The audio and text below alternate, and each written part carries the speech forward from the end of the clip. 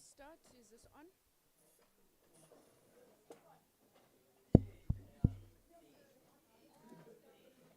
I am in awe of you guys, how you happen to be everywhere, connected, set up. Thank you very much. uh, maybe we should start. Let me once again greet the chairperson of the board, the members of the Centec board, the leadership team led by the CEO, any other stakeholders who may be present. I do have an apology that came in from the Minister of DCDT. He had wanted to be part of the program today. Unfortunately, he fell ill, and DDG Shelembe, who has been with us during the visit, had to depart for other responsibilities.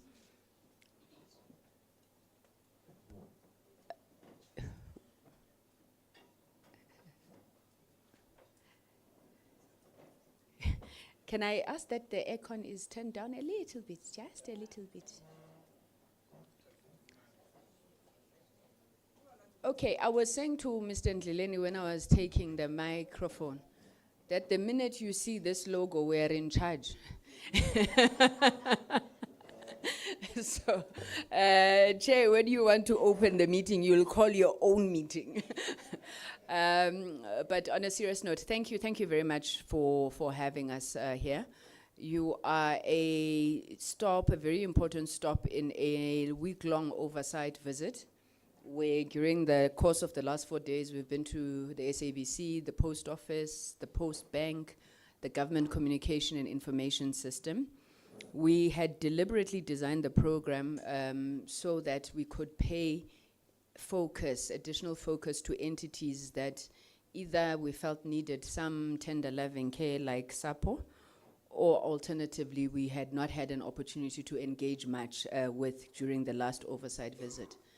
Centec was not initially prioritized because things work here. What you show us today will confirm whether we are right or wrong when we say things work here. And we want to commend you for being, a relatively stable entity, goes about doing its work. We've never had, complaints of signals going down. The only complaint we have is how much you cost, especially to community media, which has been raised over and over again, and obviously your special relationship with the South African Broadcasting Corporation. But it is an ideal institution, and we think that it's important to commend the work that you do. But also, as an institution, you play a very important role, I think, in helping the country to transition to this future that we envision, a digital future, a future where we're able as a nation to exercise sovereignty, especially over our satellite space, especially over our broadcasting space. You're literally the infrastructure that allows that to happen. So we do not in any way underplay the importance of this institution. The committee advisors said to us, it's important that we have a look at the satellite technology, because one of the priorities that we've put on our agenda after a meeting with the Department of Science, Portfolio Committee on Science, Technology and Innovation, was this advance of South Africa into the space game. We do hold the view, as many other people do, that the next of the current war that is being fought that South Africa is absent from is in space, and we need to build capabilities around that. So thank you very much. As you know, our role being here is really to exercise oversight over the work that you do. We always, in engagement, speak to issues of what are the hindrances and hurdles in you doing your work, where they are legislative, they are regulatory, they are policy related. How can Parliament support you in that regard? And approaching this meeting is obviously with those thoughts in mind. So now I will give you to welcome us now that you've opened. Thank you very much, Chairperson.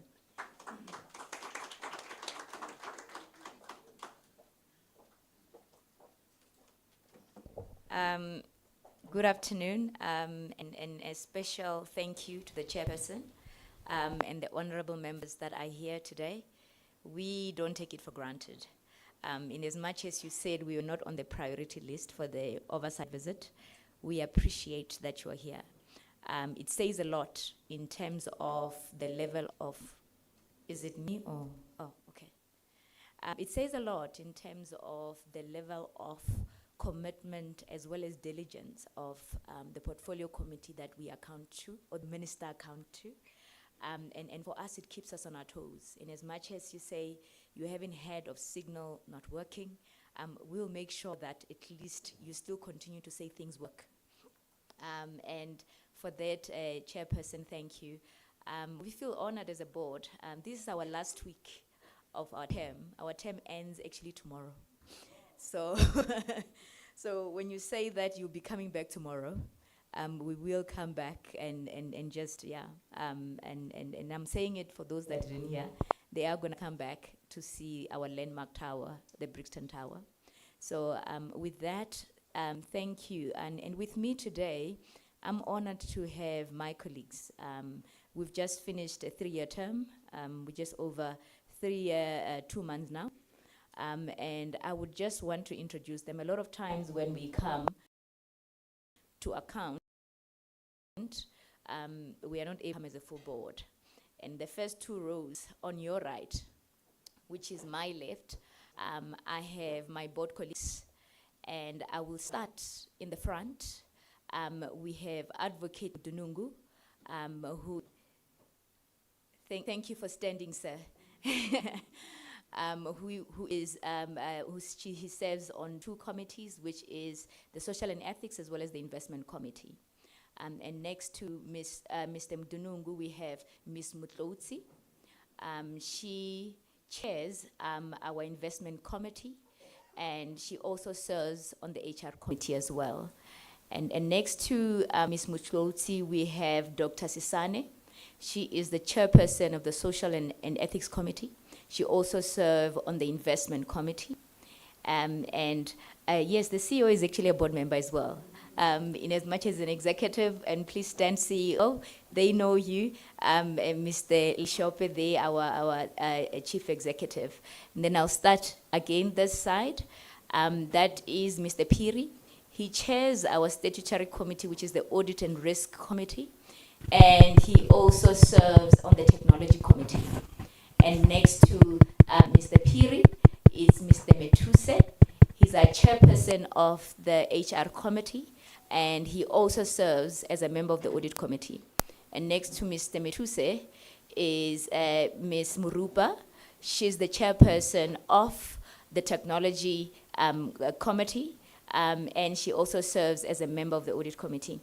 This is the full board that for the past 3 years has led this organization and worked alongside a very capable management team.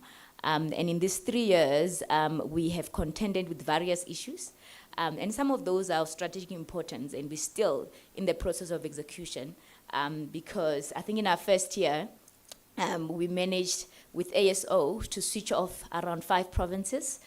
We know there's 4 that are still outstanding, and we are working on that.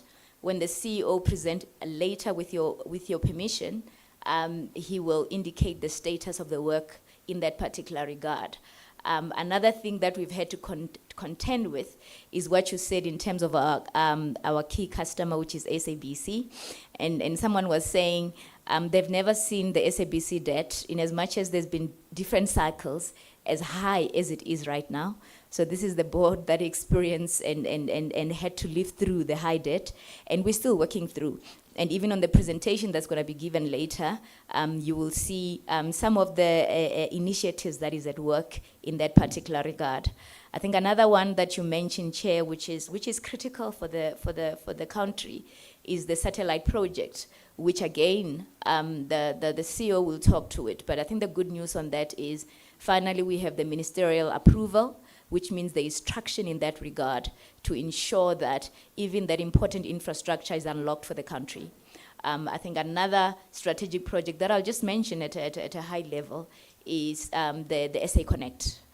Even in that particular regard, we were hard at work. In as much as this is our last week, we're also making sure that there is traction in that particular regard, because funds have flown, and we're making sure that on our side we action. So Chair, I won't take that was a long welcome, but I thought it's important that I just highlight that, and because we really take this and regard this highly that you are here today, and we look forward to your engagement. And with that, I would just again want to say, please, even when we walk through all the questions, I remember even when as board we were taking through some of the things when they say this is how content transfers to the with the technical jargons to the space and back for broadcasting. All of that is fascinating. So we're looking forward to the engagement today as well as tomorrow. So thank you, Chair. I'll hand over with your permission, if you permit me, the CEO can present now. But please direct. Thank you. Thank you very much, Chairperson, and I must apologize. We've seen so much of you. I just assumed we all know each other. So we will also introduce ourselves. I'm Kusela Digo, I'm the Chairperson of the committee. Hi, good afternoon. I'm Imran Subrati, a member of the Portfolio Committee. Good afternoon, everyone. Oscar Matafa, member of the committee. Sanibonani, igama ngokhetha amabala ngowasithola ilunga le committee. Dumela. It's Solopelo Podlani, member of the committee. Sanibonani, Sibongiseni Vilakazi, member of the committee. Good afternoon, everyone. Igama lami ndinguSixolise Gcilishe of the Economic Freedom Fighters. I'm the member of this committee. Nhlekani. Ahe.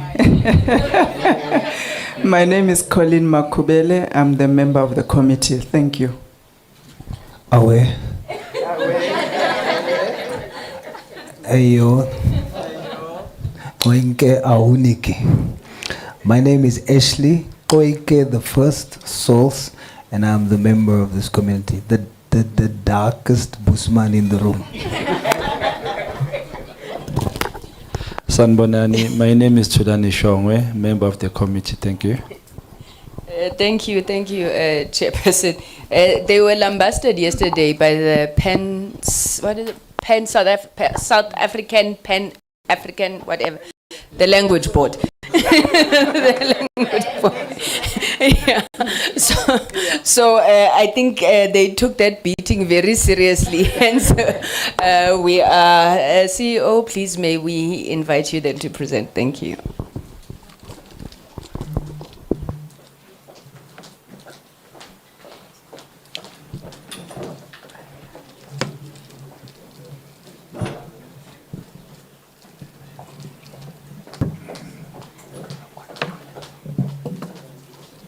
To the Honorable Chair of the Portfolio Committee of Communications and Digital Technologies, Honorable Board Members, the Board Members of Centec, colleagues from the sector and inside the organization, good afternoon. Chair, indeed it's a pleasure always to share the work of this organization. On the same breath, we always also want to share with you some of the challenges we face. So what we intend to do today is just to share with you with a few slides, a snapshot in terms of our review performance for about 5 years, strategic direction that we are taking as the organization. We will not bore you with the detail. We'll still come to the portfolio committee with the 5-year strategic plan details. And then we'll also share with you strategic projects that we are focusing on. We do believe it's a key area of the portfolio and your interest is on this.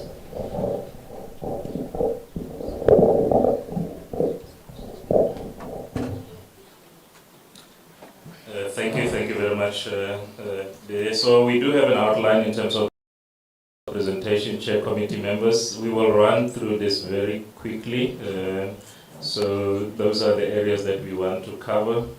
But very briefly, who are we as the organization? We always want the committee to be well apprised about Centec's work and what we do and what we exist for. So we are a large telecommunications infrastructure company distributed across this country, Chair. We have presence in every province. Citizens of this country can wake up to access our services daily from a radio and television point of view. And we are expanding our services to also provide broadband and other related services in terms of the. So we have towers everywhere in South Africa. About every road gets our signal, about every house gets our signals for radio and television. We also have offices in all provinces, so this is not the only office of this organization. We have a total of 16 offices outside there, an average of 2 offices in each of the provinces out there. So in terms of service quality management, we are very close to our infrastructure in the provinces. That's why, and we are a 24-hour operations company, so that's why we can respond very quickly to our services outages. And I'm sure you can bear testimony to this, that most of the time you have access to radio services, and if they're out, they are resolved fairly quickly. So on the slides, we just mentioning that we are Schedule 3B. I think just to maybe keep this on our minds and heads all the times. We are a leading signal distributor in South Africa. There's nobody doing what we are doing at the scale that we are doing and the level of quality that we are doing, in fact, in Africa, not just South Africa. We put on air, Honorable Chair, Honorable Members, all the SABC services. We put on air community media. We put on air all commercial broadcasters in South Africa. So the large part of broadcasting is really enabled by Centec, Honorable Chair, Honorable Members. From an organizational workforce point of view, we are an organization of about 550, 600 employees. We are right-sized for the scope of work that we do, and as we grow, we also increase this capacity and talent to manage the services. Turnover, we are a 1.5 billion company with a very, very strong distributed infrastructure across the country. We have a national footprint of strategic towers and satellite capability covering this country. One of our pride, Chair, is good track record of good governance, and we'll talk about this a little bit later in terms of how we pride ourselves and place particular focus in ensuring that things are done above board here at Centec. And then just in terms of performance, 5-year performance, we want to just maybe share rear view, mirror with the portfolio committee in terms of the past 5 years. So for the 2019-2020 financial year, we had achieved 100% of our set performance indicators with a clean audit. This was the best year of a performance where you get 100% and you also get clean audit. 2021, 82% with an unqualified audit. 21-22, 64 with an unqualified audit. 22-23, 87 with a clean audit. And then the last financial year, 70% with an unqualified audit. As you can see there, most of the time we are between a clean and unqualified audit. For the past 5 years, we have not had a qualified audit. Just one of the key measurements of performance of the organization we want to bring to the attention of the committee is more on the financial side. And we start with the revenues, Chair. As you can see there from the 2020 financial year to the 2024 financial year, we're hopping around 1.4 billion as the organization. You see a slight decline towards the 2024 financial year. This is mainly when we switch off analog services. Our tariff towards the customer in terms of analog services is slightly higher than the digital by 27%. So you see that slight decline. It has not declined by 27% because we are intervening with other diversification intervention there. So that's why you see just a slight decline in terms of that. And then from a EBIT point of view, the 23-24, you'll note a slight decline there. That's mainly due to the dual illumination that we had to fund. 23 and 24 financial year was largely met with load shedding. So we had to incur load shedding costs. The worst year was the 24 financial year, where we had to add on our energy bill an additional 63 million rand just to cover the cost of operating and generating our own power there. And then on the cash generations and cash operations there, you will see that cash generated from operations, there has been a decline as we've had to also fund the SABC operations. If you look at those 2 last financial years, that's mainly funding the SABC operations of about 500 million per annum there. So in the main, we want to also show, the impact of the SABC funding on our financial standing as the organization. It is an undesired position that we would like to see turn around. And then from the balance sheet point of view, total assets fairly constant over the period. Total liabilities also declining over the period. And the net asset value is really a function of total asset and total liabilities. But what we also want you to note is those last 2 years of 23-24. You see the 22 financial year, our balance on cash balance was sitting at 2.1 billion rand. And you see that decline going to 1083. That is as a result of funding the SABC operation there. We take a deliberate position, Chair, of preserving cash. It is a sustainability decision that this organization makes because we have to fund diversification strategies. We have to fund technology replacement requirements internally. So cash is quite key for our own sustainability. It should not be looked at as an opportunity that could be given away. We are under strain as a result of that. Some of our diversification and growth initiatives requires far much higher than that. And then just briefly from the direction point of view, we've set and revised our direction, purpose, mission, and towards the 5-year. So we have redefined and optimized our purpose to be a provider of universal connectivity for digital inclusion. And we are very deliberate about having to focus on digital inclusion there. And our vision there being an African leader in digital infrastructure. As part of diversification, we are looking beyond the borders of South Africa. We have had engagements in other countries. We're quite active in Namibia right now. There are serious developments in terms of deploying digital 5G technology with Namibia in this 5-year term going forward. And then our mission being to provide reliable digital infrastructure that connects people and machines. We are going into a future where machines communicate with each other. So machine-to-machine communication needs telecommunications capability. And then our values as the organization are anchored on the ICARE acronym, the chair, portfolio committee members. Obviously, we have to set a positive culture and a good tone of behavior to enhance good governance and performance of the organization. So from our values definition point of view, we have set and are living the value of being innovative, being customer-centric, being accountable as the organization. It's a key value for good governance. Being agile, the service and the sector that we service right now needs agility.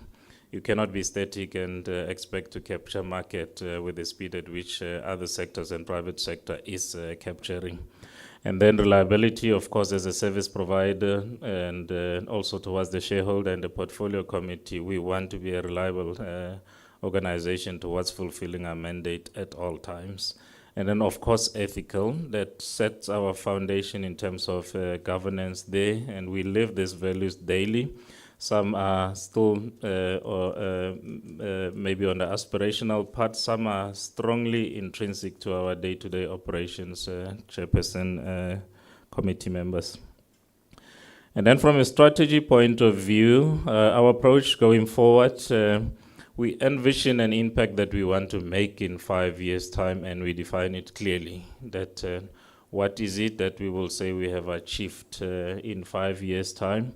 We want to have enhanced the SA's digital sovereignty. We want to have closed the digital divide where we are responsible. We want to increase South Africa's economic competitiveness. That's how we would like to measure us in 5 years' time. And there are specific outcomes, Chair, Portfolio Committee members, that we set to achieve this. One of those outcomes is that we be financially sustainable at the end of the term. We be a trusted brand. We be a reliable and secure infrastructure provider. And we remain a learning-driven and innovative organization. The one key area of focus is to enable a thriving digital sector and ecosystem. That's where we fit the satellite initiative and the thought leadership contribution towards the overall sector. And then these strategic objectives and outcomes are anchored on the 5 pillars as we define there. That pillar of being a future-fit organization, the right talent, the right culture, the right people. We are conscious on the environmental impact that we make on the second pillar. We are also going to be quite active in terms of social activities and contribution. Good governance is also going to be an anchor for our success. Customer centricity, the third one, and creativity and innovation. You know, there's a common theming here at Centec, and understanding that we are setting that unless we recreate ourselves, we will become irrelevant in future. And then lastly, partnerships and stakeholders. The future that we are living in is the future of shared platforms of collaboration, Chair Committee members. Therefore, that is going to be our key pillar. In terms of how we deliver the strategy, we have focused ourselves into 5 business areas. The business area of media remains still core to what we are going to do. So we will still service broadcasters quite strongly. The infrastructure is there, it's well matured, it is strong. It is being transformed to digital, the digital migration. FM will follow TV, and then all the other services will become digital there. There is the evolution of the tower and mast as a business. This is an area that we are also evolving into, where we are sharing our capability with other providers. And then the data center provider there. We have a facility in Nasrec, which at some time we will see. We had developed that facility to integrate F&B and other stadiums during World Cup, which we are converting into a data center. And there are many others in the regions that we are working towards converting. And then the broadband provider, as you are aware, we are an SA Connect agent, provider of the department there. And then one key new area of focus is to position South Africa to be a satellite operator in the space area. The Centec positions to hold this capability, to build and hold this capability here, Chairperson, and we will be talking a little bit more when you take you down there. And then just lastly, this is the enabling structure and the workforce. I'm not going to spend time on it. It's the CEO and with his team, the CFOs, COOs, and the heads and executives responsible for each of this business units, Chairperson. But we just want to also make some reflections on the satellite capabilities to say that our view strongly, committee members, is that South Africa should continue on the journey of building its own ICT capabilities to lessen reliance on external providers. With the growing geopolitical tensions, we believe as the organization that unless we do that, we will become vulnerable and we may be manipulated from the commercial point of view as a result of not having our own capability. Therefore, ICT sovereignty and growth of the capability becomes a key focus area. And we do want to appreciate the committee's focus also on the satellite initiative. We do record that it is during this committee's period that the satellite strategy is getting endorsement, and we do believe we should get going and push the satellite forward. And we'll talk a little bit more when we get down to the infrastructure. At this point, I'd like to invite the CFO just to talk on the SABC debt, which is also a key area that concerns us, which we always want the board to, the committee to note. CFO?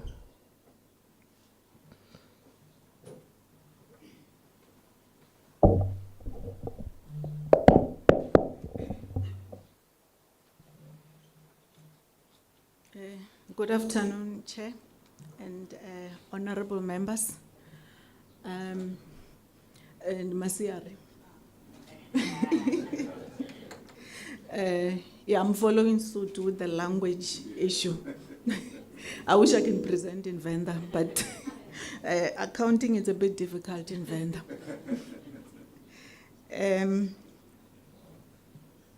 This is a difficult one. I'm basically a debt collector, or turned into a debt collector instead of being a bean counter. SABC cumulatively, as at the 31st of January 2025, owes Centec approximately 1.2 billion. The debt dates back to November 2022. And I think this aligns to what the CEO presented in terms of how the cash has been depleting from 2.1 billion in 2022 to 1.5 billion in 2023, and then 1 billion in 2024. And currently it's like around 800 million, but there have been improvement, which I'll talk about. The debt, between ourselves and the SABC, we've had several engagements, including board-to-board engagement in terms of how do we deal with this debt. And there is a proposal that was provided by the SABC converting this debt into long-term. That comes with its own challenges in terms of the PFMA. And as a board, we've decided that we cannot go that route. We rather have acknowledgement of debt and also a proper payment plan with milestones during the different years. We bill SABC inclusive of VAT around 67 million every month. We have a master transmission agreement, which says that they want the services. They've agreed to the services at the cost that I've just mentioned. There were discussions to say certain services will be taken off air. However, and we agreed to this based on the fact that they applied for a virement from National Treasury to pay that difference. The virement has been approved. However, we still have not seen the money. It's a bit worry for us.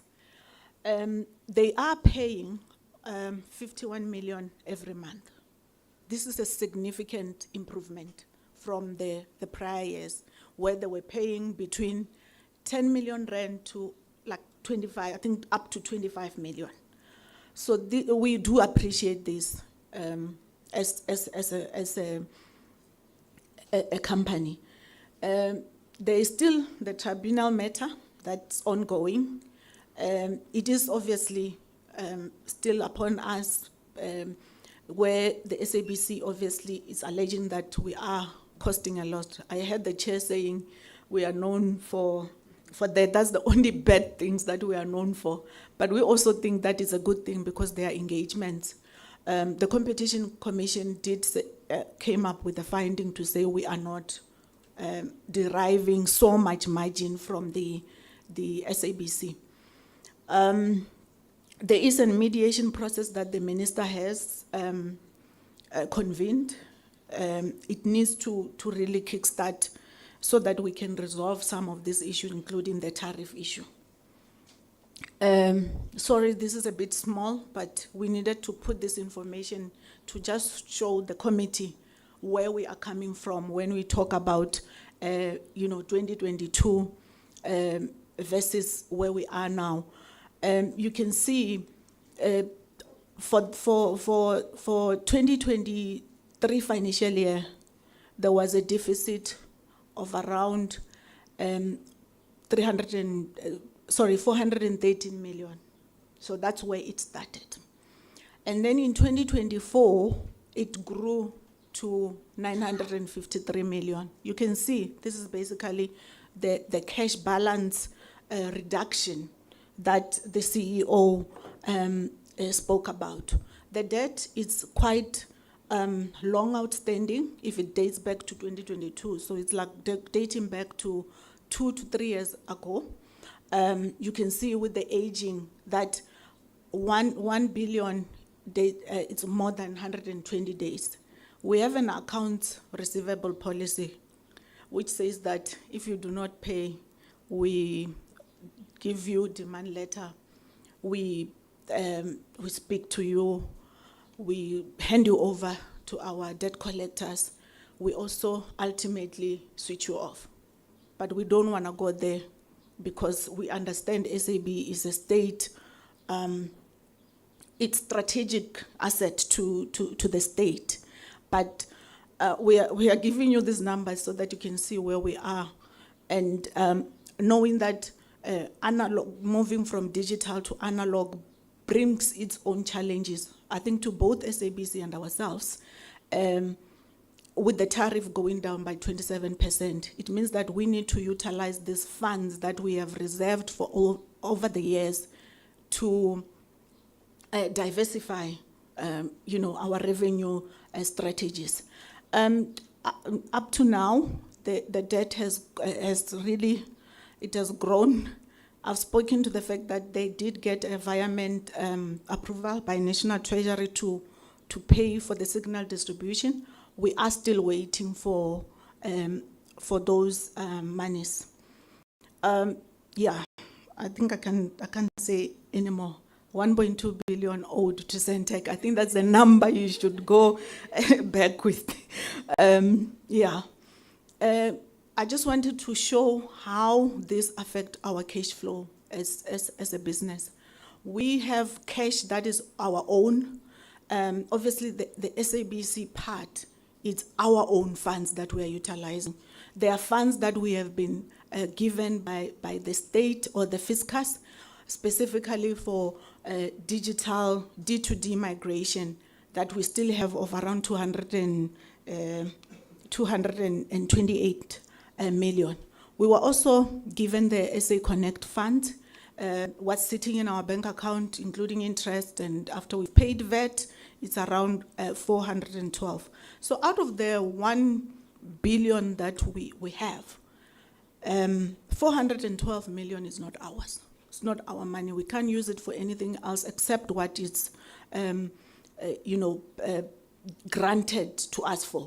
The 412, we are grateful because then that's also a revenue diversification strategy with rolling out SA Connect. And we are putting all our eggs in this basket to make sure that we achieve the targets that we have set or that have been set for us for SA Connect.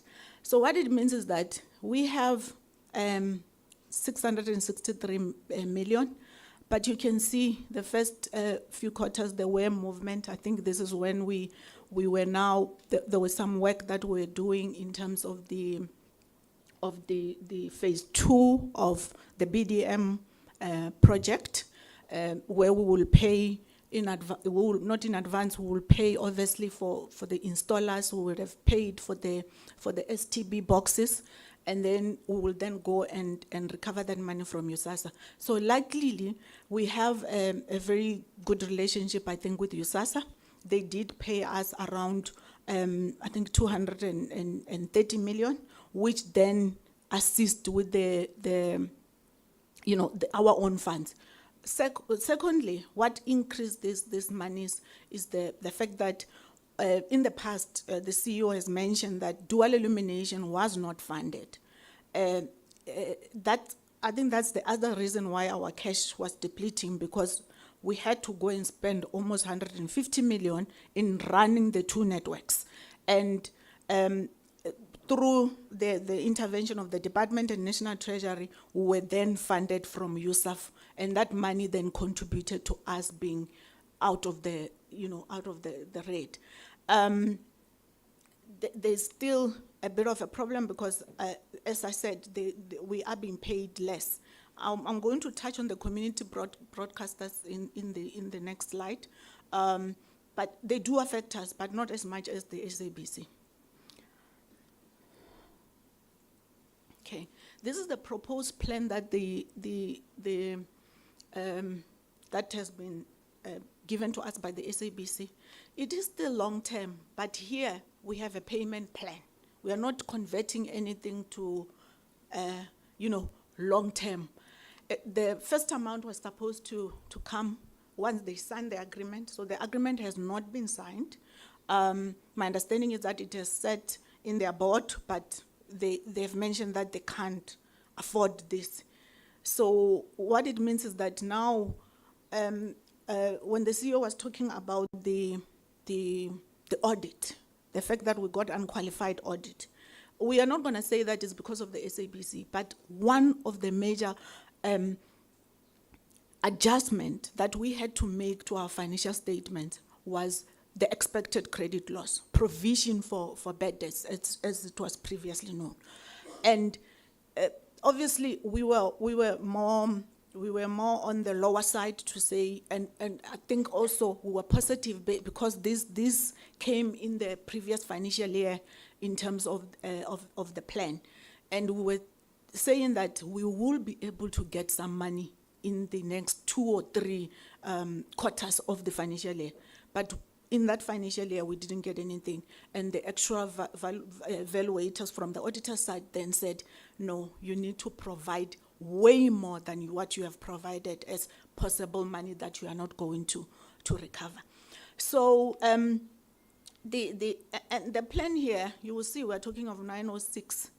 906, that's because at that specific time, there was interest, which we were willing to cut the interest.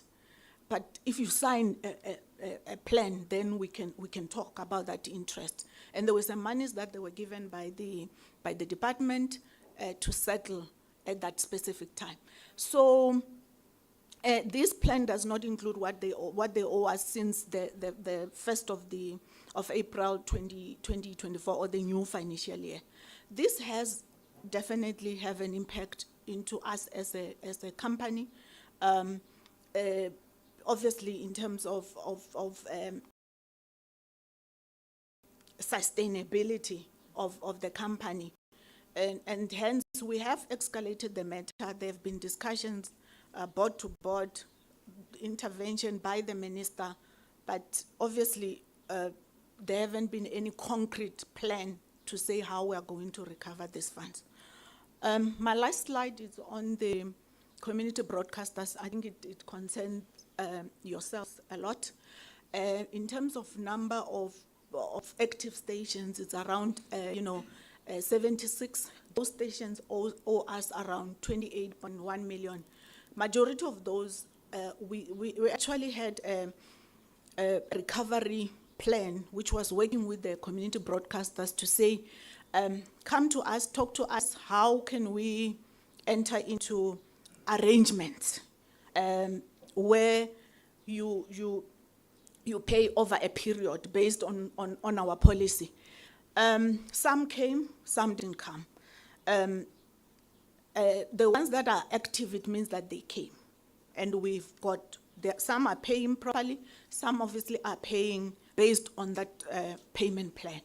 There are stations that are suspended by CASA. We can't do anything about that. There are stations that were suspended due to arrears, but we are in constant talk with most of the stations. I think just to note, which is really contribution by Centec, is the fact that in 2024 financial year, the board agree to write off 45.6 million debt, and that's for 46 stations. That means that on average, R1 million was owed by each of those stations. So I think that's a contribution that we have made. There's lots of discussion with MDDA in terms of how do we deal with this going forward. But also MDDA can fund areas. So this is one area we want to keep the stations active. However, we can't do that when there's debt and people are not coming to us to say, how do we recover the monies that are owed to us? That's basically my last slide. Thank you.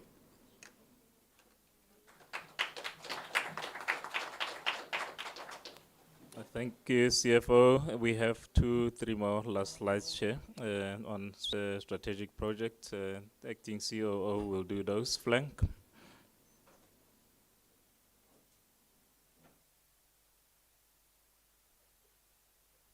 Good afternoon, Committee Chair, and good afternoon, honorable members. So I will be taking you through the strategic projects that we are delivering, starting with BDM, sorry, not SA Connect. So we'll be talking to the background, the progress that we have made from an installations perspective, the capacity that we continue to add so that, we can expedite installations, progress on analog switch off, and touch on some of the key risks that are really pertinent, to and impacts the project. Now, in terms of the background, towards the end of Q3, the minister did, gazette the extension of ASO to March 31 March 2025. And this pretty much means that we now needed to accelerate the installation so that we can meet those timelines. And at this point, about 82% of the analog size or network has been switched off. This is largely in the 5 provinces where we have switched off analog services.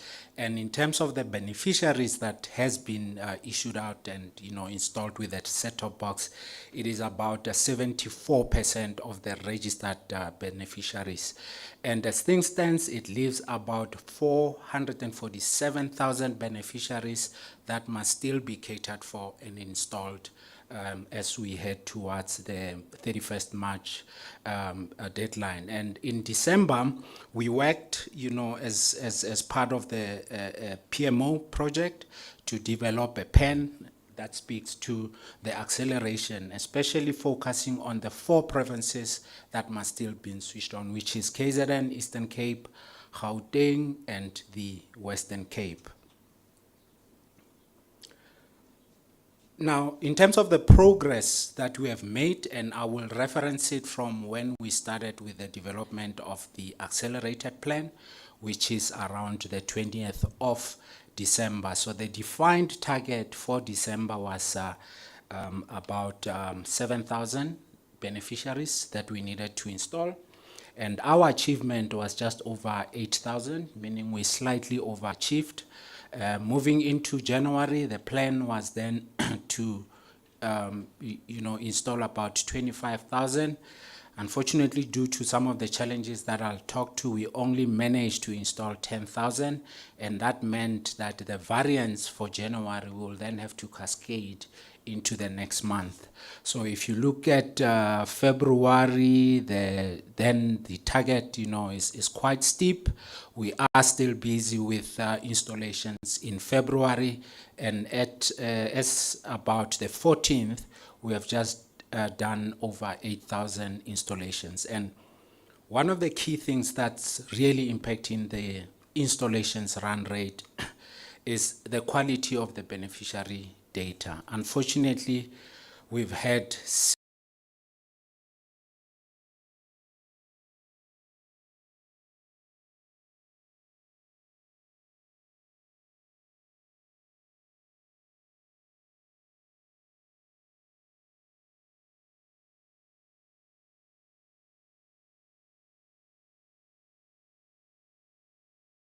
installers are SMMEs.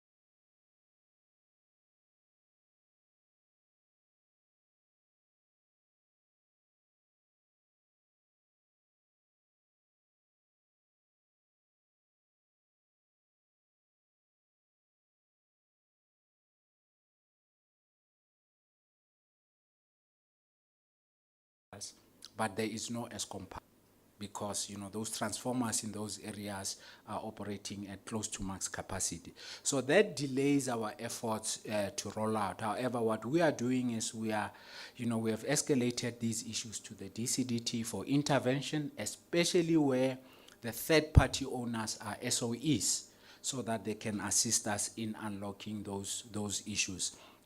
And what we intend to do, just to make sure that we de-risk the corporate plan targets. VSET is what we specialize in. We have everything in-house. We have plans to make sure that, in the event that we don't achieve on the fixed wireless, we achieve on VSET. I mean, at the end of the day, it's a hotspot that is deployed to provide services. And we are working with ISPs. We have expanded, our pool of ISPs to assist us in locating those hotspots, because we depend on the ISPs to monetize the hotspots.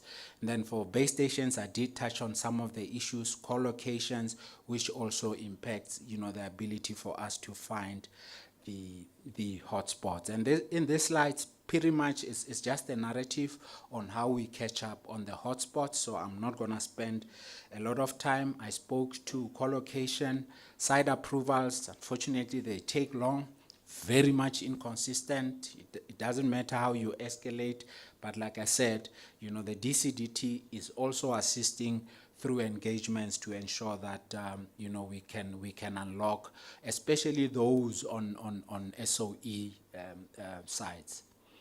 Now the last strategic project is what we call the future of this country, because with this project we ensure that we limit reliance and also capital outflow. I mean, as Centec, we spend circa 350 million annually. It does not come back. If you missed your favorite soapy or whatever you want to watch today, it's gone. And from that perspective, over and above the mere fact that it's about national sovereignty, making sure that we also develop ourselves, we innovate, we don't have to rely on buying solutions from offshore. We grow those solutions in-house or locally as a country, and we empower ourselves. So I'll talk to the background, status update and what we anticipate are the next steps. So in and around 2016, the DCDT mandated us, to test the viability of developing and launching a satellite platform. And really the objective of this project is to make sure that we address challenges of the digital dividend. That's the bigger picture here. Make sure that users have got, access to communication services. So the work was done, and indeed the viability was positive. And out of the viability, we developed a business plan that spoke to what it would require, the ecosystem that we will address. The primary market is South Africa, with SADC as a secondary market, and making sure that, we provide real cheap and affordable connectivity. So a lot of work was done. The first business plan was submitted on the 19th of March. And in parallel, because, remember the satellite environment is quite complex and very technical. As a country, we have what we call national allotments, which are orbital slots and frequencies that we get allocated by the International Telecommunications Unit. We have never participated in that space, and hence most of our orbital assets are unusable, meaning, the bigger players have encroached onto our space to a point where your orbital assets are unusable. And through WRC 19, there was a specific resolution that enabled member states that have unusable orbital slots to reapply and substitute those slots. And, as Centec, we worked quite closely with ICASA. We successfully did an analysis that was followed by a filing. That filing replaced the current orbital slots to build a satellite that can do broadcast television distribution. that covers our national boundaries. And again, in 2021, we worked with SASSA, where we made sure that we registered the project under the 2015 Infrastructure Development Plan. And the same year, we started work on developing the National Communication Satellite Strategy. We never had one. We do have a space strategy, which looks at space it's in its entirety, but a ComSat strategy we do not have as a country. And that work progressed in 2022, where we hosted, industry experts in this very room, and those experts endorsed, the SATCOM strategy that we developed, which was then submitted to the DCDT so that the DCDT can then take it forward. And then by March 2022, the former minister requested us to explore a possibility of developing a satellite mission in 3 years.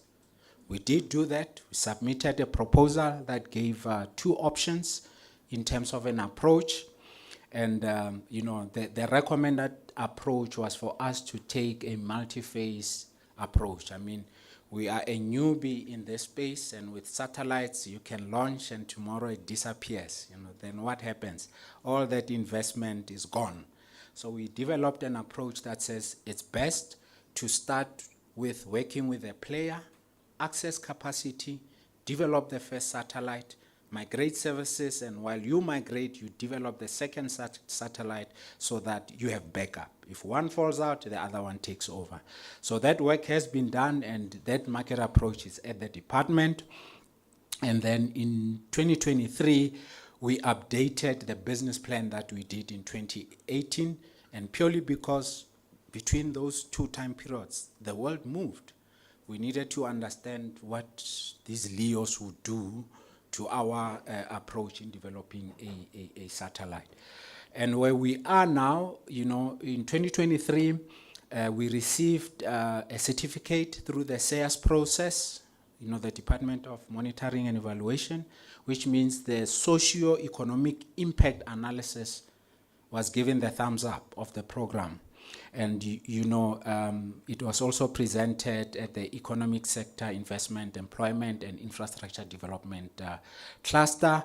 We are now targeting to go to the JCPC, and hopefully after the JCPC, we will then either go directly into cabinet, or if the recommendation is for public participation, we'll have to follow that route. And in parallel, we have submitted a progress report to the minister, informing him of all the work that we have done and all the work that we continue to do. So in terms of the next steps, we eagerly await the JCPC outcomes. If it's a positive outcome, as I did say, we go directly into cabinet, and hopefully the SATCOM strategy will be approved. We do anticipate that the JCPS rather will be sitting between now and end of March. And then if they do approve, we then chase the approval of the market approach. Market approach is very critical. We can't go at it alone. We have never done a project of this magnitude. The risks are quite, dire. There's a lot of examples. If you look at only in the continent, Angola, Nigeria, Cote d'Ivoire, they have lost satellites in the sky and they had to reinvent the wheel.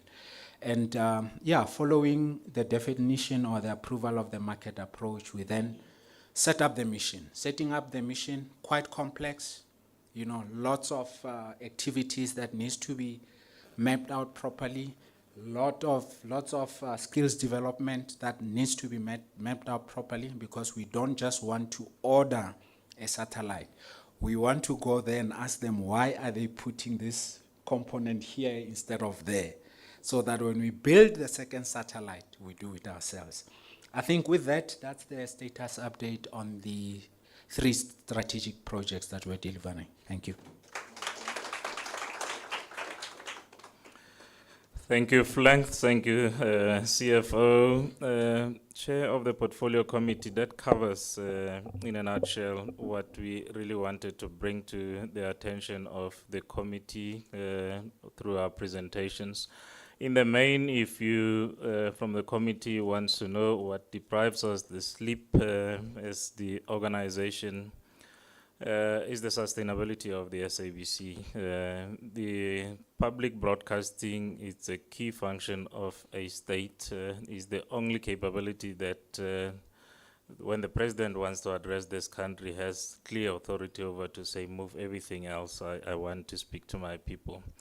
We believe strongly that the SABC should be supported back to sustainability. Centec carries key infrastructure that enables the SABC. Therefore, sustainability of the SABC, sustainability of Centec first. And then all these other broadcasters that exist, they exist also on the back of a sustainable public broadcaster. If the SABC is to collapse, we will not be able to sustain just one side to provide for a community broadcaster or for ETV. So the sustainability of the SABC is quite key for the broadcasting sector in essence.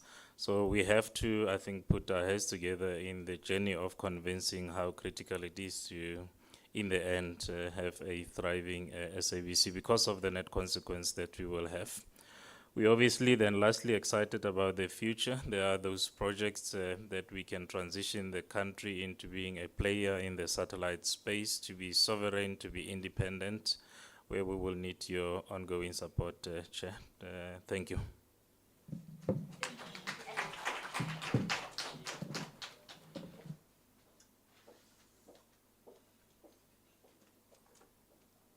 Thank you very much, CEO, Acting CEO, CFO, for those presentation. Acting? Oh, aye, man, don't be like that. Okay, we're really in graveyard shift now. I don't know if anybody wants to stand up. Honorable Suprathi kept nodding here, and I kept saying, sleepist. You are a sleepist. I don't know, CEO, I'll be guided by you. We are paid to speak, so we can speak all day, but I don't know if what you want to show us requires light, which is my worry. It doesn't look like it's going down now, so maybe we can take a few questions. Okay, honorable members, that's it. That's open up for discussion. I had hoped you'd speak about the Internet of Things, because I know there's some exciting things that you are doing around there. Maybe we can get a chance to engage. Who wants to go first? You shouldn't have fed them. Oh, they're really nice and tired. Yeah, I'll have to put a 2-minute rule. Can I have my phone, Honorable Subrathi? Sorry, I just want to tighten your... honorable members, if it's okay with you, 2 minutes, Honorable Subrathi. Thank you, Chair. So let me appreciate the opportunity to visit Centec. And importance Centec plays in delivering a stable ecosystem, digital ecosystem in the country. And I think our visit here is, amidst significant other priorities, is a homage to how important and what a key player the committee sees Centec to be. I was quite, I'll make a comment and maybe just ask one question. I think in understanding the importance of the ecosystem, especially after our visit to SABC, and we understand that SABC's challenge is the funding model, and we understand that SABC has a domino effect on Centec's entire sustainability depends on SABC being alive and kicking and being able to serve the debt. And CEO has made it very clear that if SABC doesn't exist, then this huge infrastructure that Centec has won't be sustainable by simply ETV, eMedia, and all the other community radio stations. So the lesson that we take from this is that I think the digital economy that we want to unlock is central, that we make an extra effort, particularly around the space of Centec. I think that gives this committee greater impetus and purpose to push ahead with finding a solution to the funding model. Chairperson, I'm particularly excited about the last element, and I'm sure as are my colleagues, and that is concerning the satellite, particularly around the social, around the political situation around the world, the geopolitical environment that we see ourselves in, and particularly around what I would like to call and what I had envisaged before is one of the greatest challenges we have if we experience an ICT espionage, where our data that is stored in some foreign satellite and through some foreign land is hijacked. And therefore, I really welcome the project on the satellite development and the approval of the minister. I just would like CEO to maybe refresh. I know we did the presentation earlier, and maybe for the benefit of new colleagues who have joined us, to appraise us in terms of the costs of the satellites. How long would it take to build the satellite? And what is the life or expected life of that satellite? So we can just wrap our head, and colleagues can wrap our head around the importance of this significant strategic project for the country. Thank you so much, Chairperson. Thank you, Honorable Subrathi. Honorable Matafa. Thank you very much, Chair. Greetings to everyone in the room once again.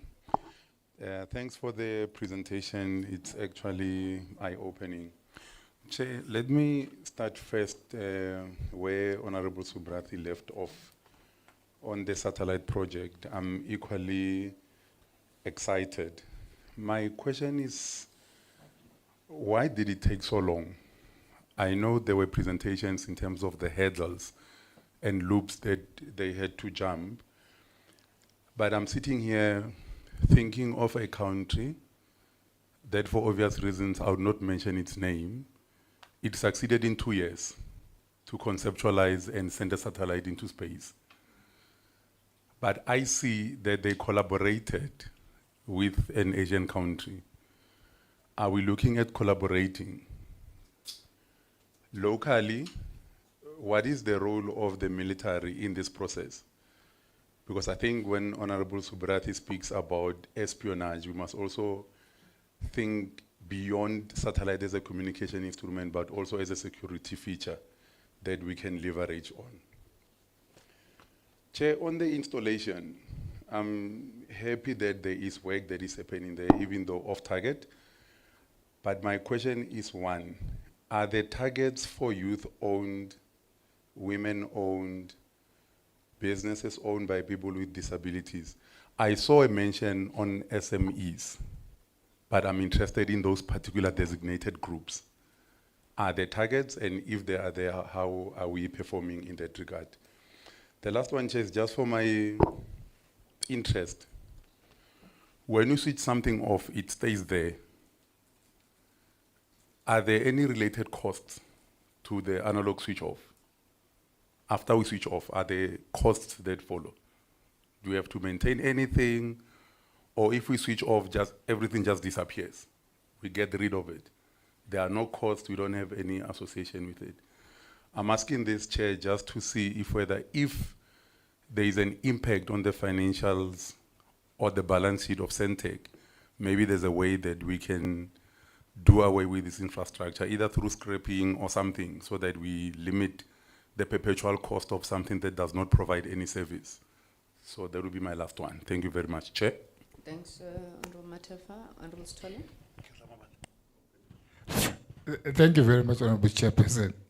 And I appreciate the presentation from Centec. Actually, it helped us, because it's not the first time hearing their programs that are going to achieve in future. But Honorable Chairperson, I don't know, I'm a rural boy. So now I'm worried when they stole our appetite to undertake the work in rural areas. If that is a challenge, what will be the future of satellite in rural areas? If they are failing now to install so now that one is actually killing my thinking. If that one can be fixed, Honorable Chairperson. And the other Honorable Chairperson is the issue of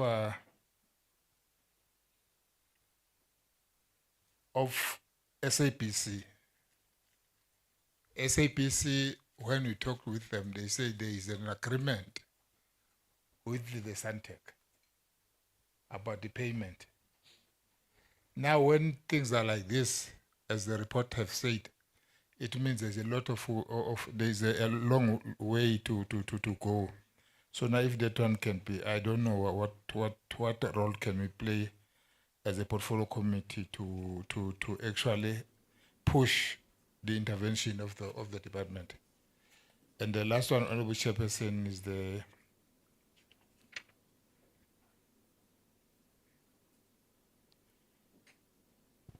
the issue of 21 stations that have been suspended due of abakolotayo. Sometimes there is any mechanism that you deal with it without suspending them, because these are locally stations. Thank you very much, Honorable Chair. Thanks, Honorable Stale. Honorable Bodlani. Keleboga, Chair. Perhaps, Chair, let's start with thanking the leadership, the outgoing EXCO, the outgoing board, I do beg your pardon, and the executive committee. Centec, really, when you walk in, there is an air of unity, there is an air of one purpose. So just to appreciate, and the saddest thing about this is they leave Ntatele Shope as a Hollywood actor. It would have been great that by the time the exit of the board comes, there is a permanence. But Realeboga. Can I just get clarity on where we are with the BBI measure? I know there was issues of the weak balance sheet of the BBI, and there were other statutory things that needed to be done, as like the state law advisor certificate and others. Where are we with the BBI measure?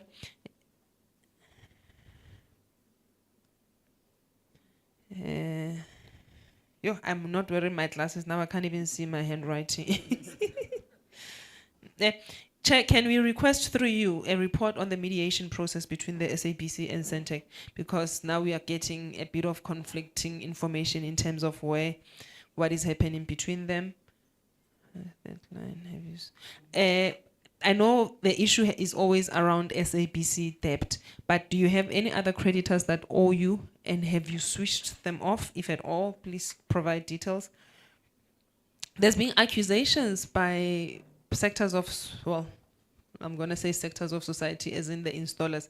There has been an accusation that Centec lacks the capacity for this, for the installations. They actually use that they do not. It's for the project of this magnitude, and there's also issues that we also saw on the presentation in terms of the big differences between what Centec pays the installers and what other operators pay the installers.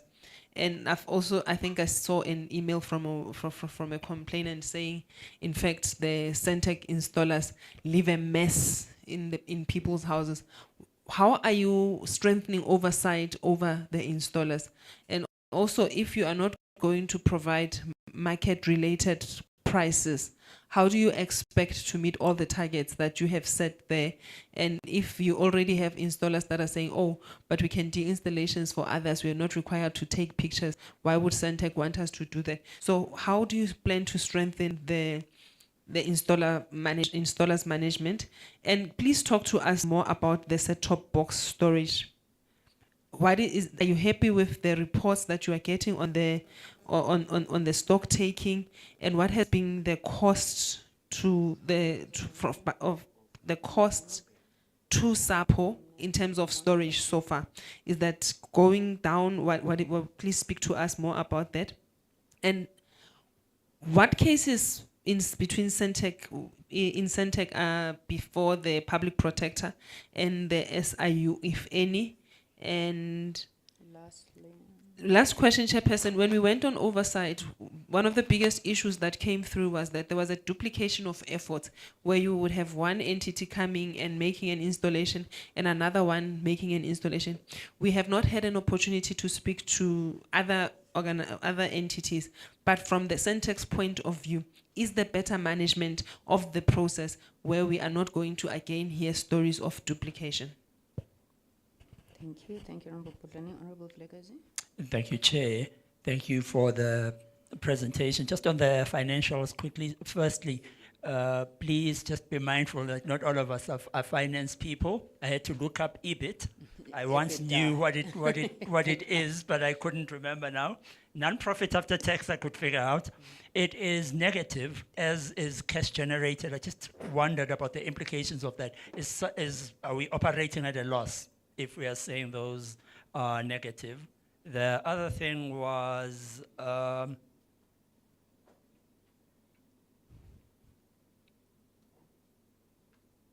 oh yeah, you spoke about the fact that you hold a significant amount of money in cash. That always scares me because there's risk of fraud within the organization, or there's just a risk to holding a large cash amount, a large amount in cash. There's also the opportunity cost, of course, that the money could have been generating interest if it had been in a facility that does generate interest. Can you just give us your thinking around that, whether it's capped or any?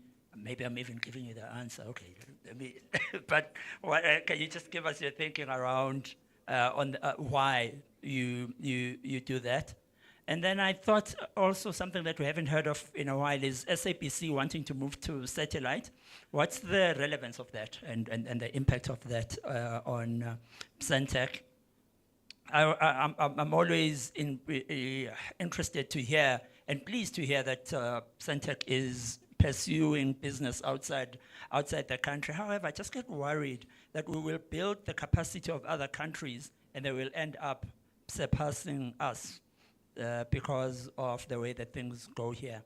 And then I wanted to check in regard to the community stations.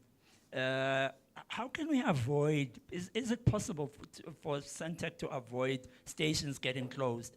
I saw that you've written off 46 million rand in debt. Is that for open stations or is this for stations that are closed?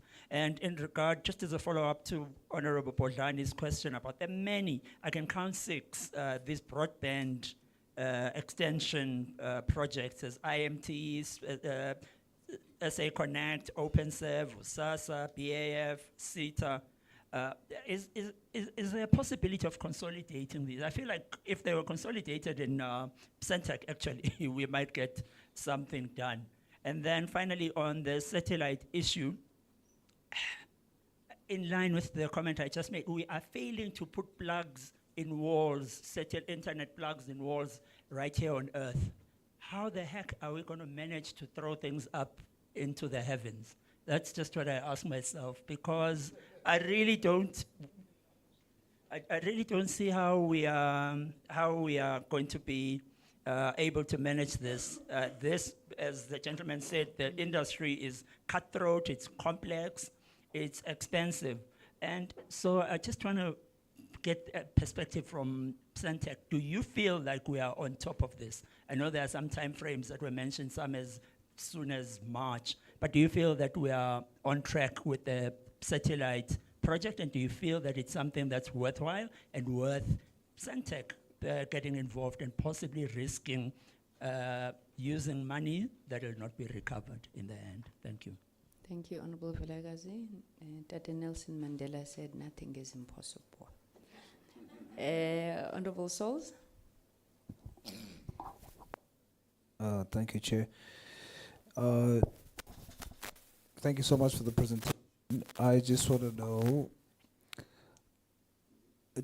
does Centec, the Centec leadership, do you support the time frames given for the migration of SABC from analog to digital? Do you support that? Do you think it's a viable thing? 2, we had a presentation not too long ago where we were told that the high data costs is due to infrastructure expenses or investment in reinvestment in infrastructure.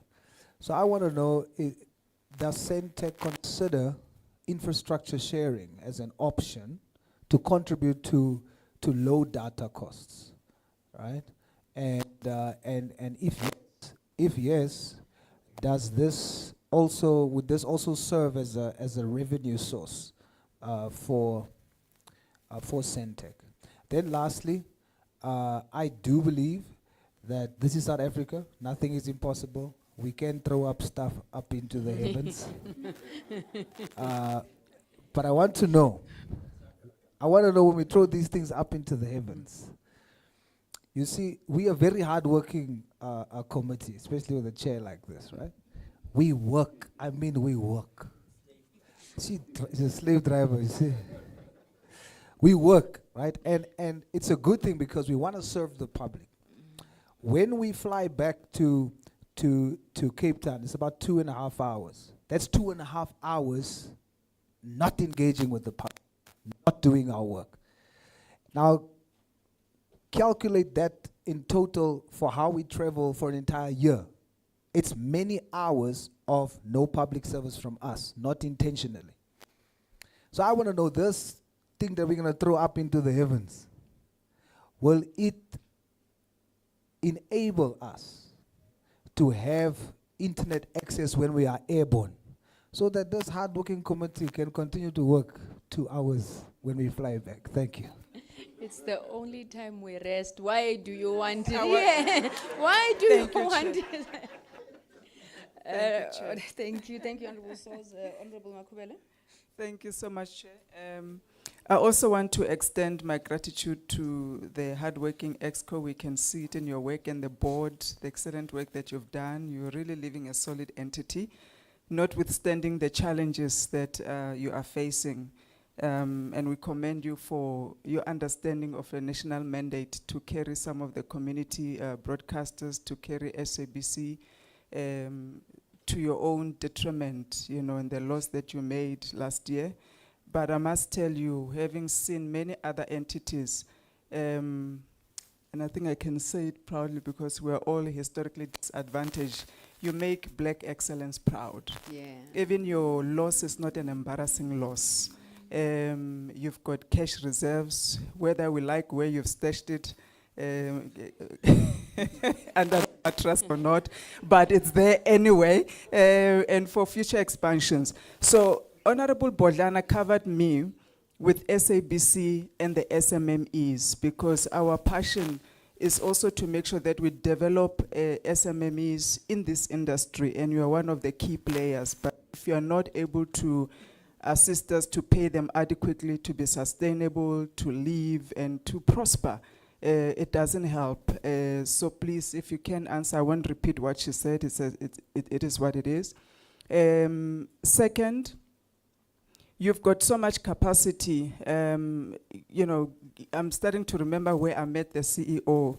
I mean, we've been doing the schools project for years, and you've got this capacity of satellite that can connect any school anywhere.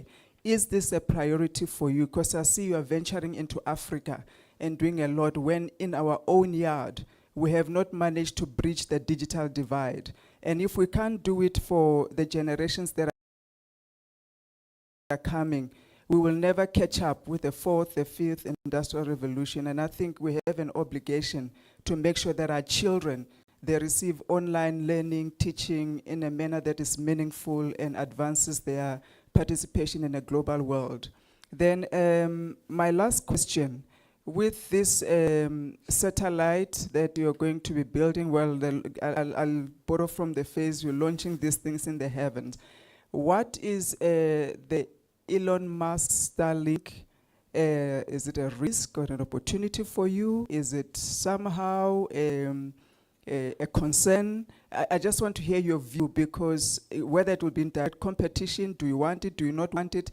I just want to see where you are placed with all of the satellite technology that's happening. Thank you. Thanks, Honorable Hopefully Makubele. Honorable he's not- Nalisha. Thank you very much, Chairperson, and good afternoon again to everyone in the room.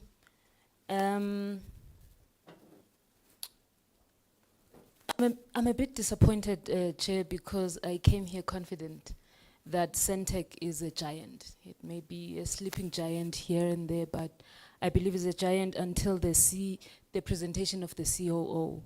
Because one of the things I wanted to ask was to find out why Centec is currently renting, you know, and not owning any satellite responders, right? And then I don't know if I understand correctly what then the COO is talking about, is saying when he's talking about that you are not capable, because I thought and believed that you were capable. So there is a disappointment when it comes to that with me, because I thought I would ask, why are you not owning any satellite transponders? But he is saying you guys are not capable. But I think another thing is to jump into what my colleague is saying about Starlink. One of their selling points is that there's connectivity where you least expected. And I was going to link that with the question that with what Elon Musk is doing, what is then, because the COO did touch on the base spots, hotspots, and all those things. So I wanted to find out, what is the rural strategy? Because if Starlink is saying connectivity where you least expected, my understanding is that it would include the rural areas. And we've got Centec saying, maybe not. So I just want to know, do you have a strategy for connectivity in the rural areas? And maybe another one, Chair, is to find out how much assistance are you guys giving the content creators? It's the in thing now. Like, let's say there is some of them or one of them who want to start an independent channel, but you find out that these are not affordable, right? So I just want to find out what then Centec is doing, maybe to assist those content creators. And maybe another one, Chair, I would have thought that Centec is capable of retailing like connectivity, right? I want to ask, why are you not selling internet? And maybe I can link this one with the digital migration, because I believe when they have those boxes, maybe like everywhere, when they've migrated, they can be able to link internet or connectivity with those boxes. I just want clarity, Chair, in terms of like, what is your thinking in terms of like retailing? That would be all from me, Chairperson. Thank you, Honorable Shongwe. Thank you, Chair. I'll be very short as you asked, Chair, and I'll be the only one oglalelayo amongst the members. Chair, my question is, what is the competitive edge when it comes to your free vision platform? And what is the projected growth on that platform? That's all, Chair. Deputy Chair. Okay, thank you, honorable members. CEO, I'm going to invite you to come up. As you come up, maybe I just want to add my issues. Your towers and masts business, are you supplying service there to the MNOs? How big is that business? Is it growing? I'm worried about this issue of data centers. This is probably going to be another area of duplication, because now everybody wants to do data centers. So the issues of alignment there, how is that going? The environment that SABC had applied for and got, do you know how much of that was for Centec? And yeah, and then like Babu's told, I'm also from the rural areas. So why is the rate lower in rural areas? Because that's what I seem to hear you saying. I didn't get the sense that it was a standard Centec rate. I think it said it's lower. Thank you, CEO.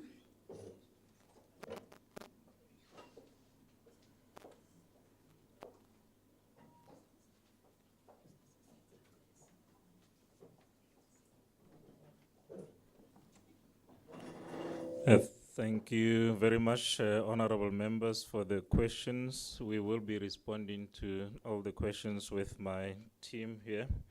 So I will start those that are finance specific. CFO will deal with those, and there could be some that are technical that the COO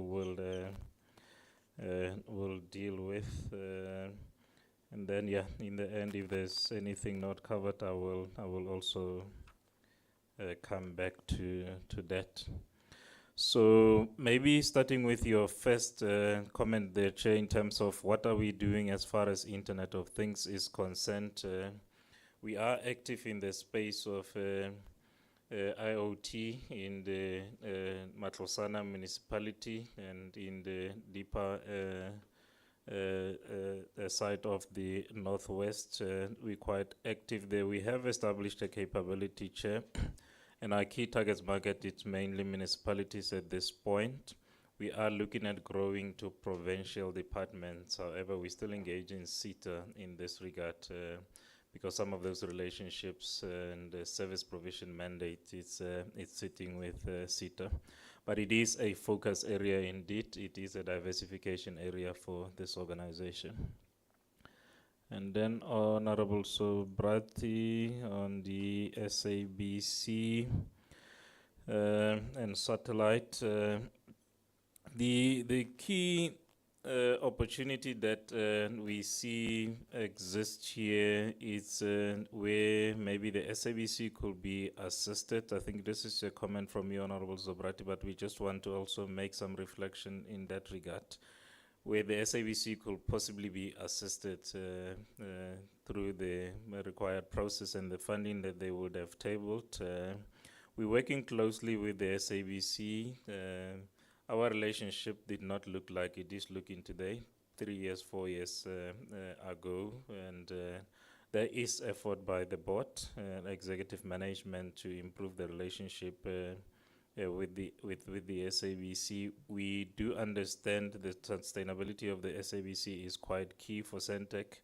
Hence, we plead with the committee that where it is possible, the committee please assist in terms of getting the SABC sustainable. Our contribution in that, as you will see that for 2 years we funded operations of the SABC with an understanding that later the SABC will be able to pay. And we can outright say there is no agreement between the SABC and Centec on the debt. That must be clarified. We are working with the SABC. There has been proposals. So that aspect must be clarified to the committee. And the SABC has not paid a single cent towards the debt. That's a clarification we want to give to the committee. And then in terms of the satellite activities, you will touch on that, the cost, the build period, and the life of the satellite. Honorable Matafa's question, are we looking at collaborating on building the satellite? Definitely. That is our approach and our model. That's what we've put before the department to approve, that we work and collaborate with the entities and countries that has capabilities. As a country, we don't have a launch pad. There's no way we can shoot the satellite up. Definitely, we will need somebody else who has that capability to shoot the satellite up for us. We would like to launch a satellite with South African pride on it. So some manufacturing, we would like to see development of that in South Africa. So at least we can have our prints on it before it goes up there. So there will be local capability build those. We envision that those partners should come and build the physical bed here in South Africa before it is transported to the launch pad, wherein it will build the manufacturing and management capacity so that when we take over, we have that fair exposure. So it is through collaboration that we're gonna get there. And then for subsequent satellite, then we will have our own capabilities in terms of that. CFO will deal with the issue of targets on youth, women, and then when you switch site off, what happens to that infrastructure was your last question. So the analog infrastructure, once switched off, we do not have plans to bring it back to operations. It is end of life. It gets disposed. It gets decommissioned out of those infrastructure sites. And it also provides us an opportunity, as you would have seen some of those sites, that they are equipped with power, security, and all that. It provides us an opportunity to provide other services similar to data center capabilities, regionalized in those particular provinces. But we replace them totally with digital capability, and we move forward in that regard. Then Honorable Sitole, installer appetite. And COO will come in a little bit more on the model of BDM rollout. We are one player within the broader scope of digital migration. There is SAPO, who does registrations of households, and SETA. And there is Centec who does installations, there is USASA who does funding. So we primarily focused on rolling a set-top box, moving a set-top box from a particular location to the household. For that to be effective and successful, at least we need correct information in terms of the address and the details and all that. That's where the challenge comes from. The issue of funding is, and the cost of the installation, it's a USASA mandate very much. We have taken this issue back to USASA even this week, and the board chair and with the minister and the DG, we were sitting on this particular issue where we're saying to attract activity and interest and speed on this project, definitely the fee must be revised, Honorable Sitole. So we are working on this. That's the feedback I want to give you. There has been greater progress in the past month and week in light of a need to progress more STBs. So hopefully in the month of March, towards the end of March, we may have a concrete answer that this issue has been dealt with. And then SABC says there's an agreement. I hope my earlier comment has clarified that as far as the debt is concerned, we do not have the agreement.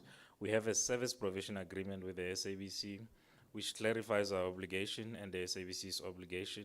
One of our key obligations is to provide the SABC with the services, which we have done without fail every day.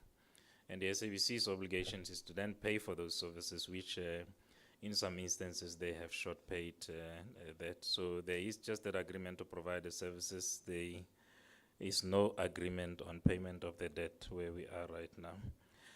And then the 21 community broadcasters suspended.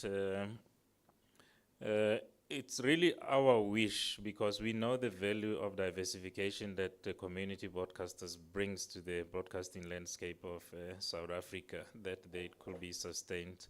Around 2020, or even before that, government used to subsidize community broadcasting signal distribution. And when that funding and support was withdrawn, the community broadcasters then started experiencing the sustainability challenge and subsequent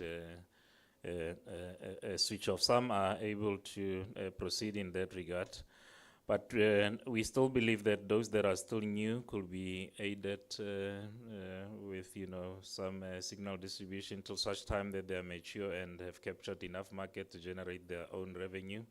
For the purpose of diversifying the media sector, as you'll understand that relying on one party to distribute the news and information could generate bias and does not bring competition in the sector.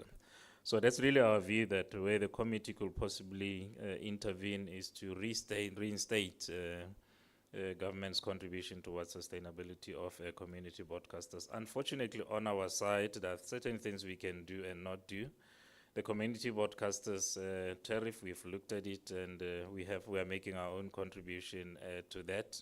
We just demonstrated where we had to write off some of the debt of the community broadcasters. We've developed a model, future operating model for the community broadcasters, where we are targeting to lower their month-to-month tariff in that regard as part of contribution to the sustainability. But unfortunately, there are our creditors that we have to pay. We have to pay for energy every day.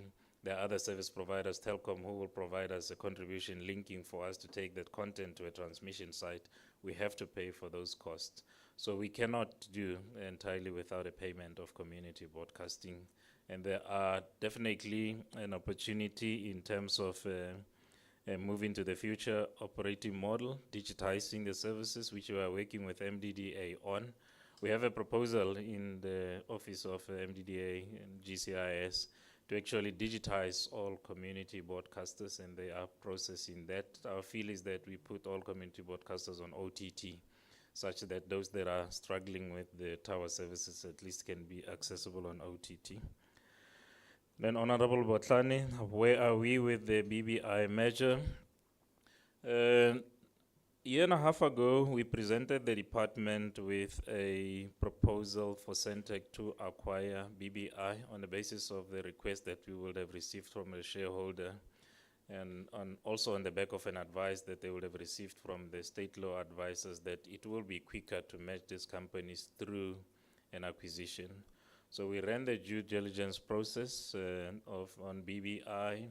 we presented the minister with the sales of shares agreement, which, if signed, will enable BBI to be transferred to Centec and be a subsidiary of Centec. The capability of BBI being adjacent and complementary to that of Centec, consolidated with the Centec's activities and work, will definitely align and consolidate the broadband missions of this country. That's our thought around that particular issue. However, the last development on this one, Honorable Bodlani, was where the department advised us that it will still need an advisory services here. So the department has then therefore requested that we await that advisory services. So in the main, that's where we are. There is not much we can do on our side. And we do believe we have done the best that we could do to execute the shareholders' instruction. And then the report on the mediation report, I think this chair will maybe, the mediation report, we are a subject in the mediation. Perhaps best will be maybe where the department provide that progress report. But from our side, we had participated in the development of the terms of reference. We've given our input and submitted that to the department. The department is in a process of appointing a mediator in this regard. So that's where the matters are as far as this is concerned. And then the general accusations by the installers that Centec lack capacity. We have various classes of installers, Honorable Bodlani. There were a class of 26 installers who used to do installations before Centec took over the installations under the request of the department. We are noting that some of those installers are not happy that they are not directly the ones that are executing that. And we would have seen the accusations of our tariffs being high, us overcharging, complaints to, I think the last was a public protector, which we have responded to. So mainly those negative comments are coming from those aggrieved, I will say, installers who maybe looked at Centec as taking over an opportunity that they believe they were going to participate on. We are mainly servicing the mandate and instruction of the shareholder in this regard, and we have put in place improvement plans to make sure that the installers are paid on time. The common issues we realize with those complaining installers is where there is incomplete admin or not enough portfolio of evidence to actually effect a payment. Now, one of the key issues that we want to achieve was to enhance on governance of the BDM project. There were a lot of litigations previously on the procurement of set-top boxes and installations. So we want to, at all costs, Honorable Member, ensure that governance is above board as far as these issues are concerned. And we have established a structure that deals with these issues of installers under the COO. So I also have site, I talk to them directly, like this week I was talking to them. But the common complaints are really coming from those aggrieved ones. COO, if you have any other details, I think you could, what is our plan to improve, touch on that. The storage cost in terms of the new model of rolling out the set-top box, so when we were requested to intervene, we also shifted the model of rolling out from the bulk procurement and storing to more to a just-in-time delivery from manufacturers and take straight to home. So that's what we're working on. So the bigger bulk of the storage cost, which would have been incurred previously by SAPO, this model is going to lower that impact of the storage cost, where we order in the box on the back of a demand and readiness to take them to market. There is this issue of data which we are dealing with right now. And then Honorable Vilakasi and Pat, you will deal with CFO and risk of holding large sums. I think from a governance point of view, as far as holding the monies and the safeties of the monies at Centec, we do have a very good governance, very good processing structures. So the risk of monies disappearing has really not been a concern. Perhaps money is making money, or money being put in investment to make money is something that we slightly delayed on. We are targeting to utilize bulk of this cash for acquisitive growth. So that's why we have those reserves. We are planning to utilize these reserves as part contribution of equity to the satellite build and other diversification strategies, day-to-day and operational requirement. As a business, you can't operate completely without a cash balance. So that's really how we are looking at it. But be rest assured, I have not gotten a report of somebody stealing a cent directly from the balance sheet, and we will make sure that that remains the case, Honorable Member.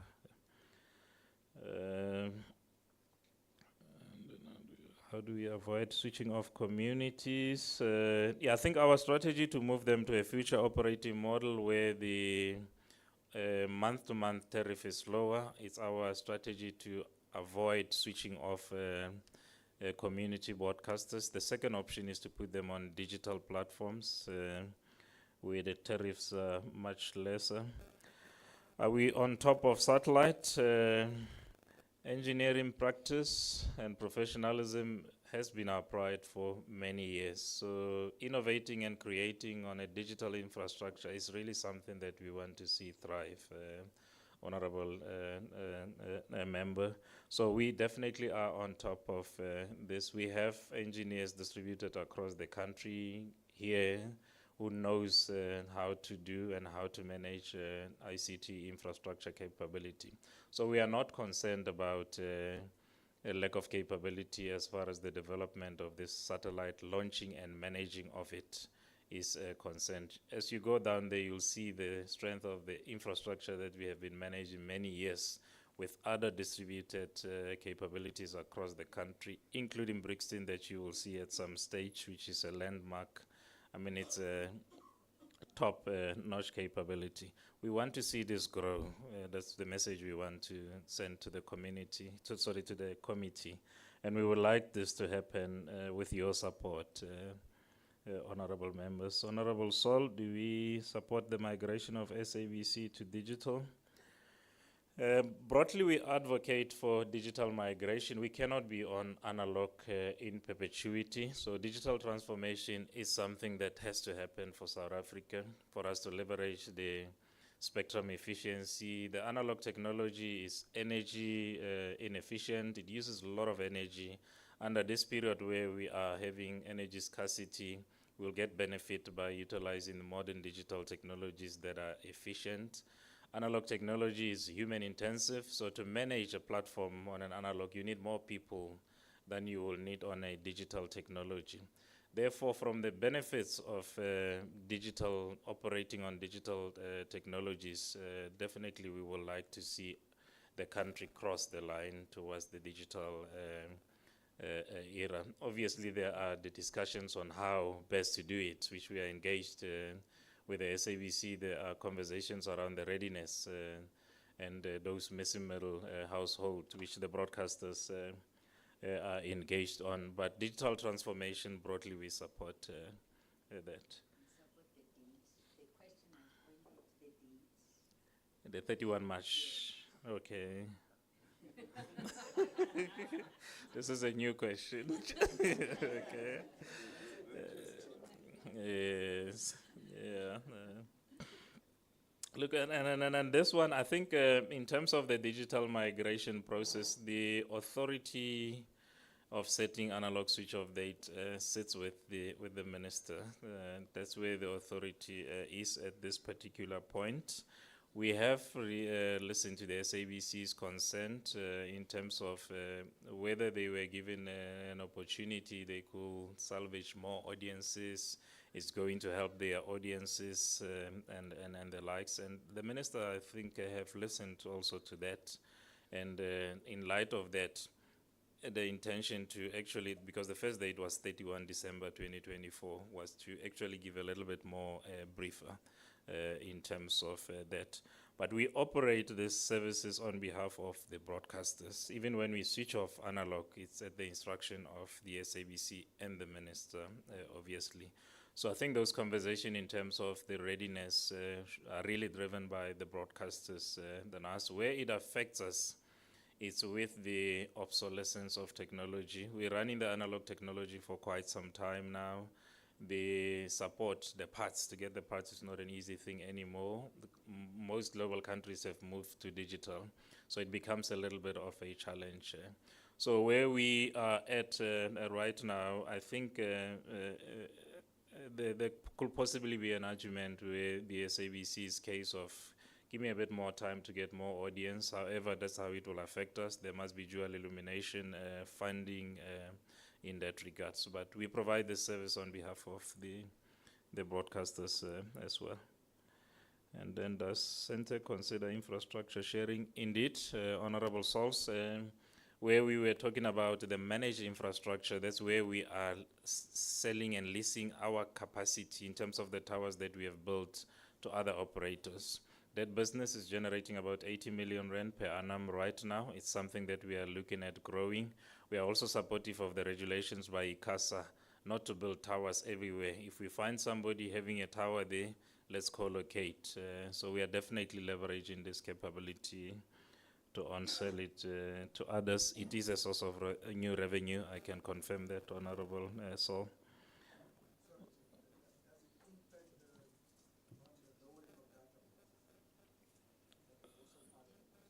Yes, certainly.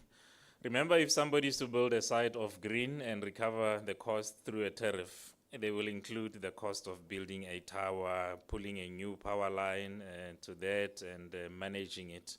But if you are just renting a tower and you don't have to incur the cost of building a tower, your tariff is definitely impacted by that. So we've seen that advantage for many other operators that we are bringing here, that their recovery model yields lesser tariffs as a result of that. Even in our case, we don't plan to duplicate towers. That's where CEO was saying, where we find a tower, we want to co-locate.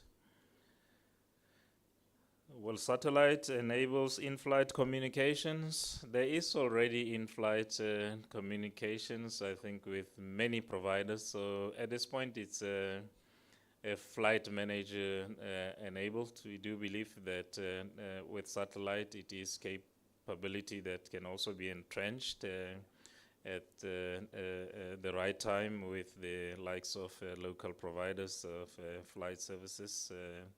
Honorable Sols, definitely. I also feel the same sometimes. I don't know what to do with that 2 hours. So definitely keep him busy on internet and will be an advantage. And then Honorable Makubela, thank you very much for the comment there. It is most appreciated. It gives us energy to continue, and we shall continue in the same light of professionalism. Satellite capacity for schools. In terms of SA Connect, the schools are included. It's just that the project is intensifying now. But I do believe in a period of 3 to 5 years, most of these schools will be connected through the SA Connect. It is definitely our focus. Those 1,600 VSAT connectivities, some of them covers the school, the base stations, some of them will cover the schools. However, we do see that to cover the entire 27,000 schools or so, we will still need a bit more time to get to that. But there is focus, we can confirm that. And then the Elon's satellite. It's a very interesting topic. Obviously, we are interested in the satellite space, and we are not pro any provider.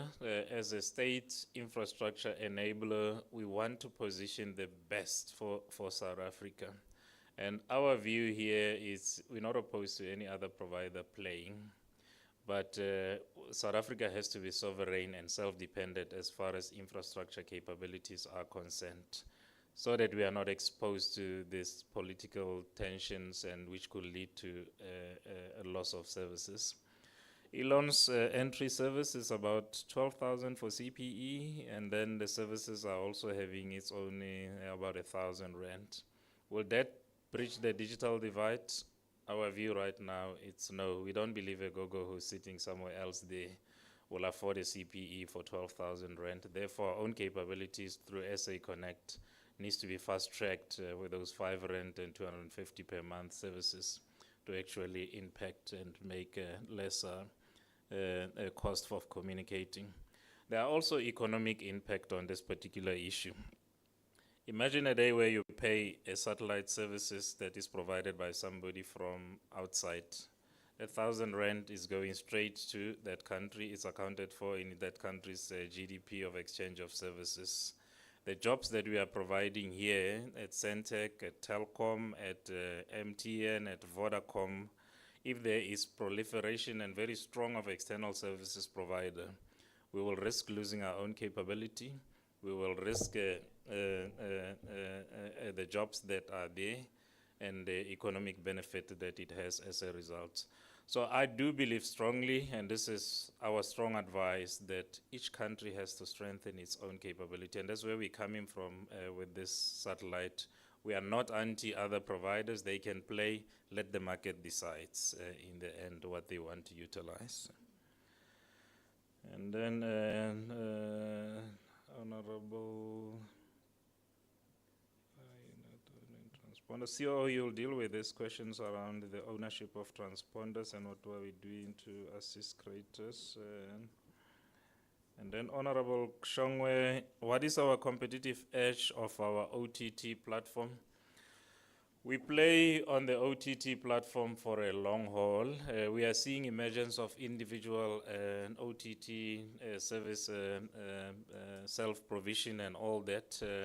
But our view and strategy is that long-term, there will be consolidation of OTT platforms, which will see everyone coming onto one platform aggregated and creating like a mall experience. You will have had this in the past where the shops were distributed loosely and then later they come into. So that's the long haul that we are seeing, where as an infrastructure company, we see ourselves as an ideal integrator at that time, where at the right time, and I like it that the SABC is here, that they will get this idea, that at the right time, we do believe that we will consolidate in agreement with all broadcasters, all the public free-to-air platforms into one platform, that on one OTT platform, you'll be able to get community broadcaster on one section of the mall, SABC services on one section of the mall, ETV services on one section of the mall. It is a pain to have multiple apps for different services right now. So that is our competitive advantage because we are independent, we are not a broadcaster, so we will be free to actually provide all the broadcasters the same quality of services without bias. But SABC cannot provide easily ETV with the OTT service and community broadcasters. That is where the strength and the competitive edge of our platform as a signal distributor will come in. Yeah. Can we start with you, CFO, on finance related, and then we'll get to CEO? CEO, I had set aside 30 minutes for your team to respond. So it means that you have now given them 1.5 minutes each, 1.5 minutes each. Thank you. Okay. Yes, quickly. The issue of other customers owing us. Indeed, there are other customers that do owe us, commercial television and radio stations, and we apply the same principles to everybody in terms of our accounts receivable policy. There have been few that we have switched off and they've come back. So you were talking about the 21 that have been suspended. Those have a leeway of coming back to us and we sit down. Most of them we have indeed written off their debt. So when they come back, it's just to sign with us to say that they're not gonna do the same thing in the next 2 or 3 months, and therefore we will not be suspending them. So those are some of the things that we have put in place. The issue of EBIT, next time we'll put it in full. We apologize for that. you will see that in terms of EBIT, we are break-even. Our challenge then comes with NEPAT. So NEPAT, it's obviously the net profit after tax. And that is mainly, the loss that is there is mainly driven by, everybody here is talking about satellite. We lease satellite from a foreign service provider. There is a new accounting standard that came in 2019-20 financial year, which we had to apply because of the accounting standards that we have to apply. It says that you need to look at the spot rate at the beginning of the financial year. You compare that spot rate to the end of the financial year, and you have to, if there's a difference, you either recognize a loss or you recognize the gain. So you will see that in the year where we had our net profit after tax was up, it was mainly due to the gain. And if there's depreciation of the rand, what it means is that it will affect us because those leases are foreign denominated, and it's mainly the satellite. And it's good that we are talking about this project where we are going to develop our own satellite. Obviously, it will come cost heavy. The benefits, I think, are there, especially in terms of the fact that as a Centec, we might be paying 300 million for satellite every year. We don't own the asset. The asset is owned by somebody, down there.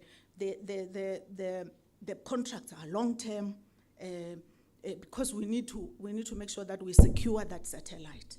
It's not taken by somebody else. So I thought I should put that in support of the satellite project. Holding of cash, we don't hold physical cash. We have reserves, which is a good thing. We have money in the bank, and they say money is king. So I think that's why for the past 2 to 3 years, we managed to survive as an entity. We didn't go to the fiscus to look for money. We could do the dual elimination while we are following up with our shareholder and the National Treasury to be funded. We could do, SASSA could come to us for STB installation and set-top box. We could fund that because we have cash in the bank. We didn't have to go and borrow. I think we are living testimony that when you have cash in the bank, you are able to survive. However, that cash is not, you saw, is depleting, and is depleting quite fast. And we need to preserve some of it for our own expansion. There was a question on the targets, specifically for youth and black female-owned companies. So we do have targets for this. For black-owned, we have 70. We said we will procure goods and services up to a maximum of 75%, and we are at 76% by end of quarter 3, the December. And then black female, our target is 40%. It's a bit low, sitting at around 33.7%. And I think with lots of the STB installation, 2 tenders that we just ran now, we found a lot more SMMEs, black SMMEs, and even people who just started their business and they are installers and they've got a bit of experience from the other broadcasters. In terms of EME and QSE, there's a target of 30%. We are sitting at 90.28%. So we are buying a lot from EMEs and QSE. In terms of youth, the target is 30%, and we are sitting at 13.21%. This is one area that we really need to look at, and we do, with most of our procurement, we do make sure that we target the youth through different organizations that deal with the youth. Disability, this I'm ashamed to say, It's sitting at, the target is 6%, but we're only sitting at 0.1%. And that's one area that we really need to look at. I think those were the environment, the amount for the environment, as per the document that was shared to us by the SABC, it was 154 million. It was meant to only cover 6 months of the shortfall. Thank you.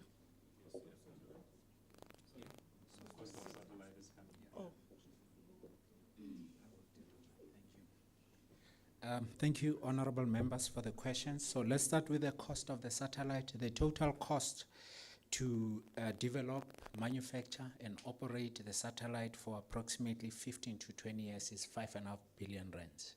So we have included the operational cost of making sure that, you know, we can make sure the satellite stays where we deploy it. There was a question from the honorable member on the role of the military, very critical stakeholder. We have engaged them. They were part of the panel of experts that also reviewed the strategy that we developed. So the whole security cluster, you know, players were part of that effort to develop the strategy.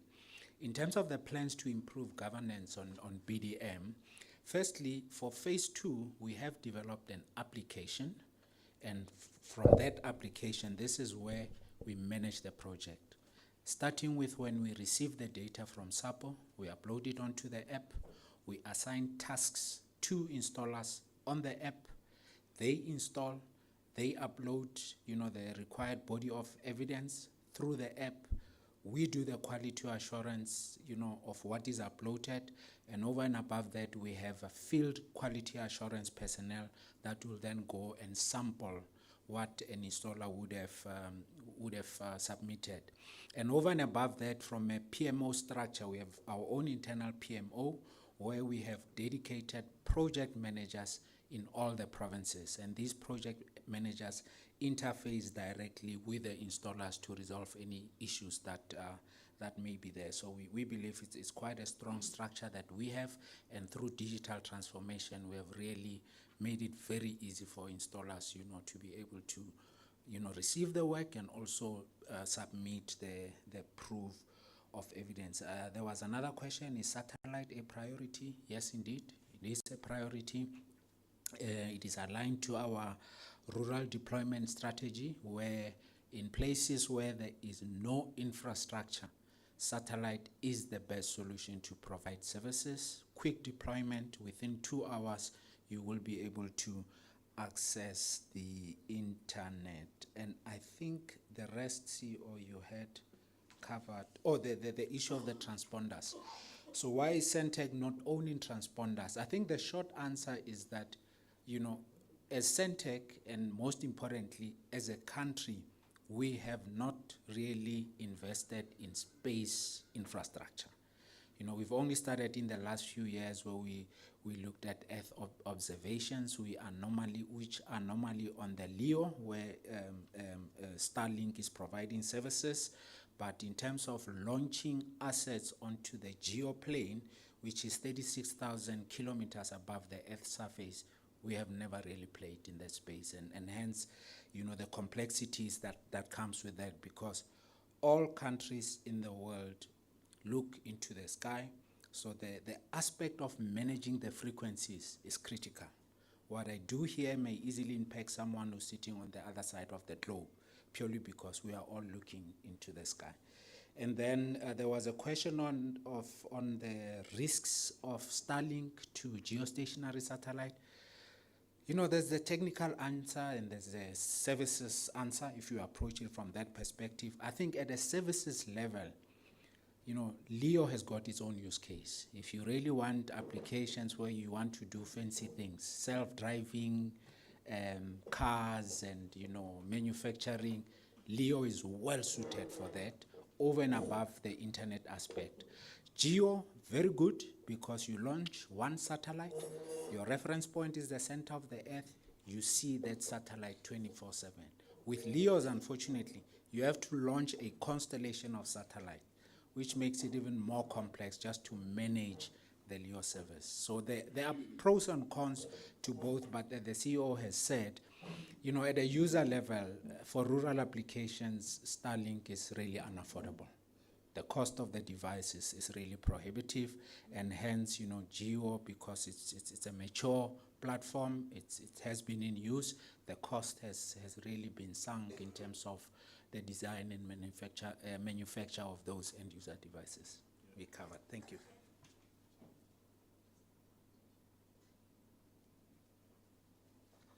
Thank you, Frank. I think there was just one question. Centec not playing the space of providing internet directly, but I will address it. It's fine. Yeah. The Centec has a mandate, and we look at it from two sides, being developmental and commercial. So the model we adopt for rolling out connectivity services is partnership with ISPs, where the ISPs are the interface in the communities in that regard. There are other direct services that we provide, but at this moment we had looked at an inclusive model where ISPs becomes part of our connectivity for the purpose of development and economic benefit of a larger participant. Thank you. Thank you, Chair. I believe the CEO and team have done well in answering the questions. There's only one comment by Honorable Bodlani about the current board leaving a group of actors. I thought it is prudent that I confirm that this board has finalized the recruitment of the CFO as well as the CEO. We submitted to the shareholder at the end of December. So I think right now we're mainly waiting for confirmation. So please be assured, we're not leaving actors. Thank you.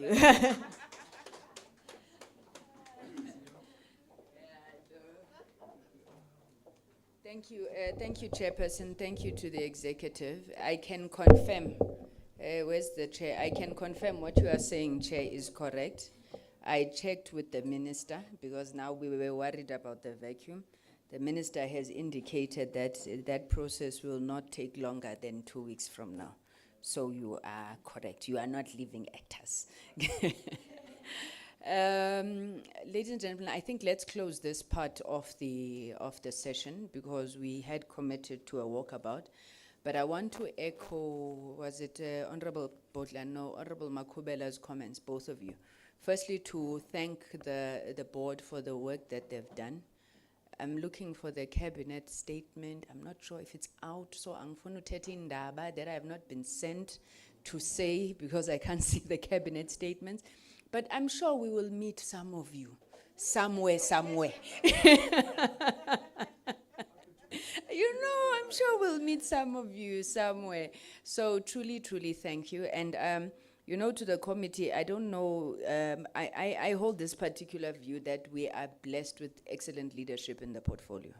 Many of the institutions, I'll mention the SABC, I'll mention the Post Bank, Centec, and others. You really have, Honorable Makubela, the black excellence that you're talking about running those institutions, and it comes across. So truly appreciated.